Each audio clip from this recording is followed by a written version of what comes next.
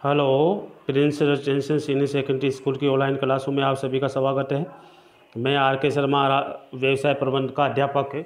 आज मैं आपको जो टॉपिक करवा रहा हूँ वो टॉपिक है माने 10वां लेसन आपका स्टार्ट हो चुका है और 10वें लेसन के बारे में मैं आपको जो है करवाऊंगा कि 10वां लेसन क्या है। तो देखिए 10वां लेसन जो है कॉन्ट्रैक्ट लीगल जो है प्रोविजन है। इसको अनुबंध वैधानिक प्रावधान के नाम से जाना जाता है। ये आपके जो है 10वां लेसन आज स्टार्ट हो चुका है और 10वां लेसन है अनुबंध वैधानिक प्रावधान कॉन्ट्रैक्ट लीगल प्रोविज़न। तो देखिए इसके बारे में आपको पढ़ाया जाएगा कि इसमें क्या क्या चीज़ें हैं। तो देखिए अनुबंध संबंधी प्रावधानों को निम्न रूप से अपन स्पष्ट कर सकते हैं कि अनुबंध संबंधी प्रावधान जो हैं कौन कौन से हैं, इसके बारे में अपन चर्चा करेंगे। तो ये सबसे पहला जो अनुबंध संबंधी प्रावधान है, सबसे पहला है प्रस्ताव संबंधी वैधानिक नियम कौन कौन से हैं। कि प्रस्ताव संबंधी वैधानिक नियमों के बारे में अपन चर्चा करेंगे कि वैधानिक संबंधी जो प्रस्ताव संबंधी वैधानिक नियम कौन कौन से हैं। तो प्रस्ताव संबंधी वैधानिक नियम में प्रावधान निम्नलिखित है। नंबर 1, प्रस्ताव के लिए कम से कम 2 पक्षकार का होना बहुत ज़रूरी है। अगर आपको प्रस्ताव रखना है तो कम से कम 2 व्यक्ति होना बहुत ज़रूरी है, माने 2 पक्षकार होना बहुत ज़रूरी है। दूसरा है प्रस्ताव सकारात्मक नकारात्मक हो सकता है। प्रस्ताव जो है सकारात्मक और नकारात्मक हो सकता है। तो मैंने आपको पहले इससे बताया गया कि प्रस्ताव किसे कहते हैं। प्रस्ताव हम उसे कहते हैं जो दोनों पक्षों में स्वीकृति हो, दोनों पक्षों की सहमति हो, उसे प्रस्ताव के नाम से जाना जाता है। प्रस्ताव स्पष्ट अथवा गर्भिक हो सकता है, विशेष या साधारण हो सकता है। विशेष या साधारण भी हो सकता है अथवा गर्भित भी हो सकता है, विशेष या साधारण भी हो सकता है, इसे प्रस्ताव कहते हैं। प्रस्ताव का उद्देश्य वैधानिक होना चाहिए। जो प्रस्ताव आप कर रहे हो उसका उद्देश्य वैधानिक होना चाहिए। प्रस्ताव की शर्तें निश्चित होना चाहिए, प्रस्ताव की शर्तें भी निश्चित होनी चाहिए और उसमें क्लियर होना चाहिए कि प्रस्ताव क्या है क्या नहीं है। तो देखिए इसके बाद जो आपके पास आता है कि प्रस्ताव में और कौन कौन सी जो चीज़ें हैं उनके बारे में आपको बताया गया है कि प्रस्ताव, देखिए प्रस्ताव को जब ही वैध माना जाएगा जब सहमति देने वालों को इसकी जानकारी होगी। प्रस्ताव जब ही वैध माना जाएगा जब सहमति देने वाले इसकी जानकारी होगी। सहमति देने वालों को जानकारी होगी जब भी प्रस्ताव है सही माना जाएगा। प्रस्ताव लिखित मौखिक सांकेतिक तो सामने टेलीफोन पर आदि से भी हो सकता है।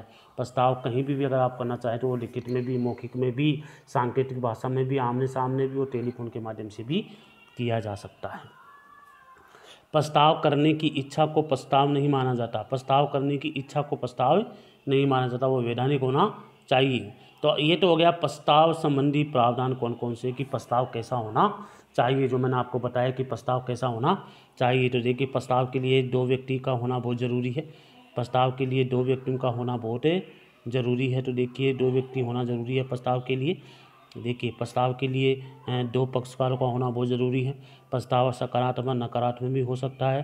प्रस्ताव स्पष्ट या गार्भिक हो सकता है या साधारण भी हो सकता है। इसके बाद प्रस्ताव का उद्देश्य वैधानिक होना चाहिए और प्रस्ताव की शर्तें निश्चित होनी चाहिए। इसके बाद जो प्रस्ताव में है, प्रस्ताव को जब वह वैध माना जाएगा जब सहमति देने वालों की जानकारी होगी और प्रस्ताव लिखित मौखिक और सांख्यिकी भाषा आमने सामने और टेलीफोन के माध्यम से होनी चाहिए। प्रस्ताव करने की इच्छा को प्रस्ताव नहीं माना जाता। स्वीकृति के संबंध में वैधानिक प्रस्ताव की जो अब आपके सामने आता है कि स्वीकृति के संबंध, ये तो हो गया प्रस्ताव से संबंधित है।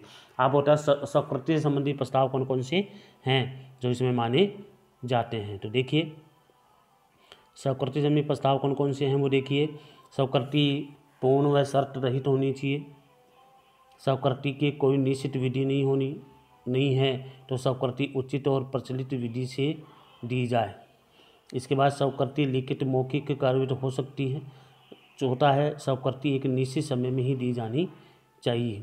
यदि कोई व्यक्ति प्रस्ताव की जानकारी के बिना स्वीकृति देता है तो इसका कोई महत्व नहीं होता। अगर कोई व्यक्ति प्रस्ताव नहीं मानता है या प्रस्ताव के अनुसार नहीं चलता है तो उसको स्वीकृति नहीं दी जा सकती। और प्रस्ताव द्वारा स्वीकृति की विधि स्पष्ट होनी चाहिए और मौन रहने को स्वीकृति नहीं माना जाएगा। अगर कोई व्यक्ति मौन रहता है उसको स्वीकृति नहीं मानी जाएगी और स्वीकृति का संवहन उचित व्यक्ति द्वारा ही किया जाना चाहिए। तो देखिए मैंने आपको प्रस्ताव संबंधी पढ़ाया। प्रस्ताव संबंधी जो है तरीके जो कौन कौन से नियम हैं इनके बारे में मैंने आपको बता दिया। इसके बाद जो है आपको पढ़ा जाए स्वीकृति संबंधी जो है नियम है उनके बारे में अपने पढ़ेंगे। और पढ़ाया है मैंने अभी स्वीकृति संबंधी प्रस्ताव के बारे में भी मैंने आपके सामने चर्चा की है। वो देखिए स्वीकृति पूर्ण और शर्त रहित होनी चाहिए। दूसरा, स्वीकृति की कोई निश्चित विधि नहीं है, ये स्वीकृति उचित और प्रचलित विधि से दी जानी चाहिए।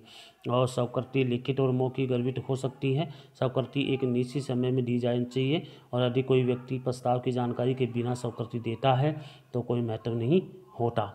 स्वीकृति उसी व्यक्ति द्वारा दी जानी चाहिए जिसके प्रस्ताव किया गया है। प्रस्ताव द्वारा स्वीकृति की विधि स्पष्ट होनी चाहिए और मौन रहने को स्वीकृति नहीं माना जा सकता। स्वीकृति का संवहन उचित व्यक्ति द्वारा ही किया जाना चाहिए।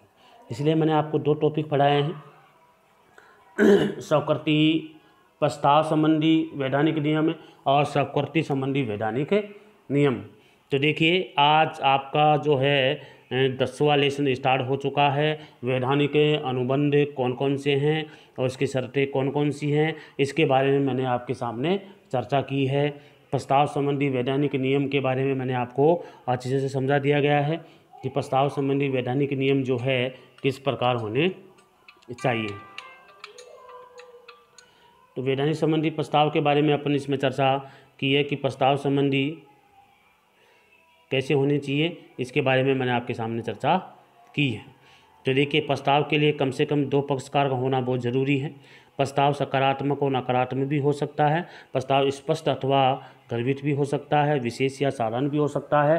प्रस्ताव का उद्देश्य वैधानिक होना चाहिए। प्रस्ताव की शर्तें निश्चित होनी चाहिए। प्रस्ताव को जब ही वैध माना जाएगा जब सहमति को देने इसकी जानकारी होगी।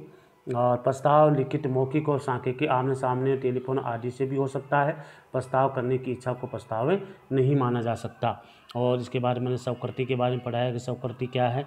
स्वीकृति के संबंध में प्रमुख प्रावधान निम्नानुसार है। स्वीकृति पूर्ण और शर्त रहित होनी चाहिए। स्वीकृति की कोई निश्चित विधि नहीं हो, उसे स्वीकृति उचित और प्रचलित विधि से दी जाए। तो ये सारी चीज़ें मैंने आपको पढ़ाई है। स्वीकृति लिखित, मौखिक, गर्भित हो सकती है। स्वीकृति एक निश्चित समय में दी जानी चाहिए।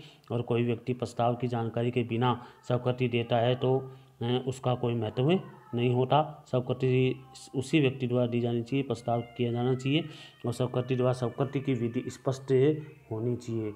इसलिए मौन रहने को स्वीकृति नहीं मानी जा सकती और स्वीकृति से समय पर होनी चाहिए, संवहन के माध्यम से होनी चाहिए। इसलिए आज के जो लेसन में मैंने आपको प्रस्ताव संबंधी और स्वीकृति संबंधी जो है वैधानिक नियम आपको बता दिए हैं। और आप किसी प्रकार की कोई समस्या हो तो आप मेरे से संपर्क कर सकते हैं। आज के लेसन में जो है आपको इतना ही पढ़ाया जाएगा। और आने वाले लेसन में आपको अगले जो और भी प्रस्ताव हैं और भी वैधानिक नियम हैं इनके बारे में अपन चर्चा करेंगे। जब तक जय हिंद।